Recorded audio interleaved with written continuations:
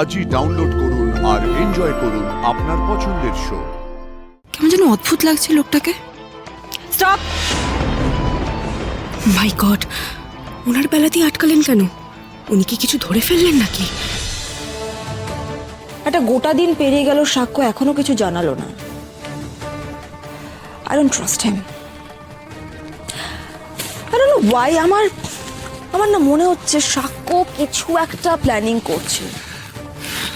Exactly, মানে এতটা সময় চলে গেল, সাক্ষ্যকে আমরা এতবার করে সাবধান করলাম, তারপর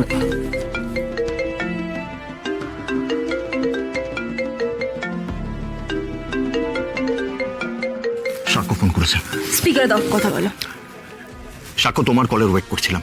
এবার নিশ্চয়ই তুমি পুলিশের কাছে সারেন্ডার করছো, তাই তো? তুমি যা চাইছো সেটাই হবে।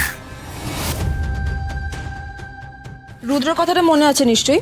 রুদ্র কিছু করেনি, যা করার তুমি করেছো। আমার সব মনে আছে, কিচ্ছু ভুলিনি আমি। তুমি যা যা বলেছো, যেভাবে বলেছো, সবটা ঠিক সেভাবেই হবে। কিন্তু তারপরে তোমরা আরশিকে ছেড়ে দেবে। দেবো তো, অবশ্যই দেবো। You know what Sakshya, I am very happy. এতদিন পরে ফাইনালি তুমি একটা ঠিকঠাক ডিসিশন নিয়েছো। It's good for you. শোনো, তুমি একবার সারেন্ডার করে ফেলো, আরশির মুক্তির ব্যবস্থা আমি করে দেবো। Don't worry. হরু, ঋতু, একটা কথা কান খুলে শুনে রাখো তোমরা। মহাগৌরীর এই প্ল্যানটা যেন আমরা তিনজন ছাড়া আর কেউ জানতে না পারে, বিশেষ করে সায়ক। যেখানে বাঘের ভয় সেখানেই সন্ধে হয় দাদা ভাই। তোর এত কষ্ট করে বানানো প্ল্যান তো আমি জেনে ফেললাম, কিন্তু তোদের আমি আটকাবোটা কি করে? চেচির কাছ অব্দি খবরটা পৌঁছবো কি করে?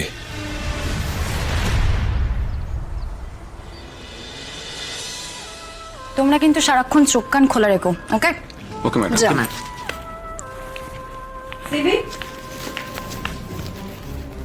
এখানে কি করছো তুমি? এখানে তদারকি করতে কে বলেছে তোমাকে? যে কাজটা দেওয়া হয়েছে সেটা ঠিক করে করো। একবার তো তোমার জন্য আরশি আমাদের হাত থেকে বেরিয়ে যাচ্ছিল। তোমাকে বলা হয়েছে তো সারাক্ষণ আরশির সাথে থাকতে। ডোন্ট ওয়ারি সায়ন্তনী, আমি আরশির ঘরের দরজা বাইরে থেকে বন্ধ করে দিয়ে এসেছি। ও আর কোনো মতেই পালাতে পারবে না। She is right Shantoni, SIM is right.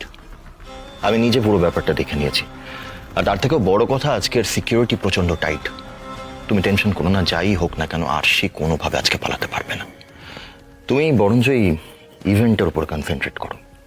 আর তোমার নিশ্চয়ই মনে আছে, আজকে কিন্তু এই ইভেন্টটা হয়ে যাওয়ার পর আমি একটা গ্র্যান্ড পার্টি থ্রো করছি। ইয়েস মাই ডিয়ার হাজবেন্ড, মনে আছে।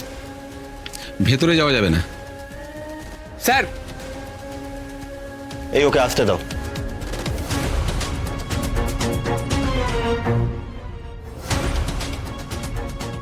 কিন্তু এরপর থেকে যারা যারা আসবে তাদের প্রত্যেককে ভালো করে চেক করে তারপরে ঢোকাবে, ঠিক আছে? একদম স্যার। বাহ সুজা, ভেরি নাইস। আজকে ছুটি ম্যানেজ করে আসতে পেরেছো তাহলে? আপনার বাড়িতে অনুষ্ঠান, আমি ছুটি না নিলে হয়? বলছি এমনি সব ঠিকঠাক তো স্যার?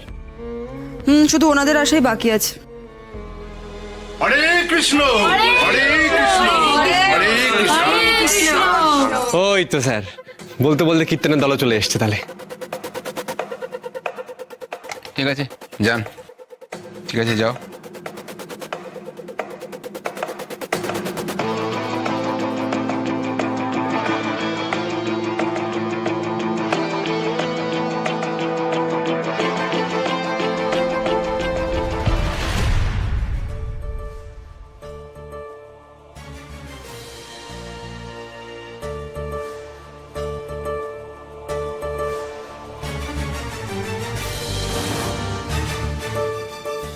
জেজেরা যেন কোনোভাবেই আমাদের সন্দেহ না করে, সেটা আমাদের মাথায় রাখতে হবে। খুব সাবধানে থাকতে হবে আমাদের। এক চুল এদিক থেকে ওদিক হলেই খেলা শেষ।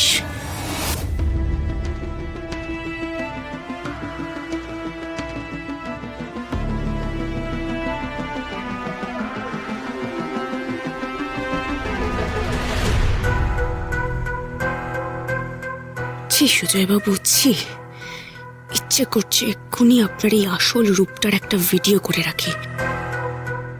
একজন আইনের রক্ষক হয়ে আপনি আসলে কি করেন? না আপাদমস্তক একটা করাপ্টেড লোককে সাহায্য করেন। চারদিকে এত ভালো মন্ত্রীরাও তো আছেন, তাদের সাথেও তো হাত মেলাতে পারতেন।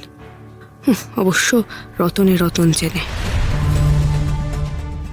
আপনার মতো একজন অফিসারের জন্য বদনাম হয় গোটা ডিপার্টমেন্টের। না, এখন সুজয় বাবুকে নিয়ে ভেবে লাভ নেই। যে কাজটা করতে এসেছি এখন আগে ওটাতে ফোকাস করতে হবে।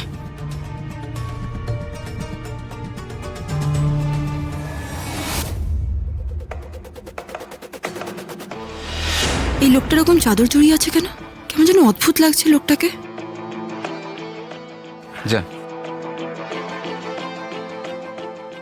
স্টপ!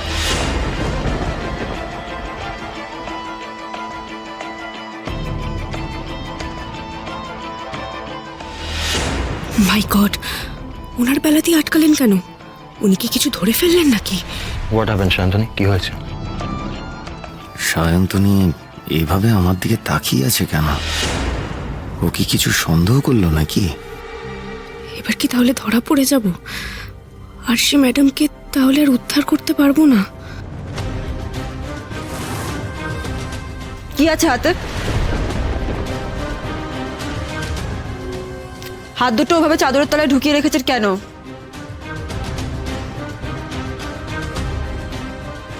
কি হলো, চুপ করে আছেন কেন? কি আছে চাদরের তলায়? দেখান।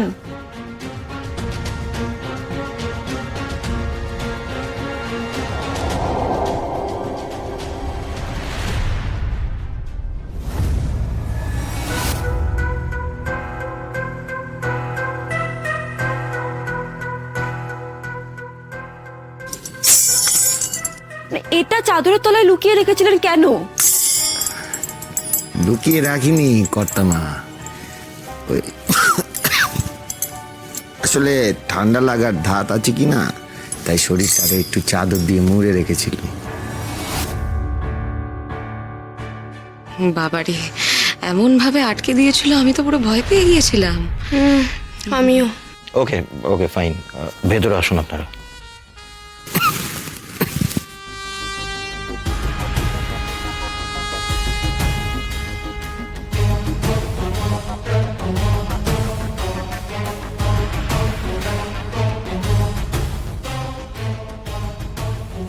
আজ তুমি আমাকে কিছুতেই আটকাতে পারবে না যে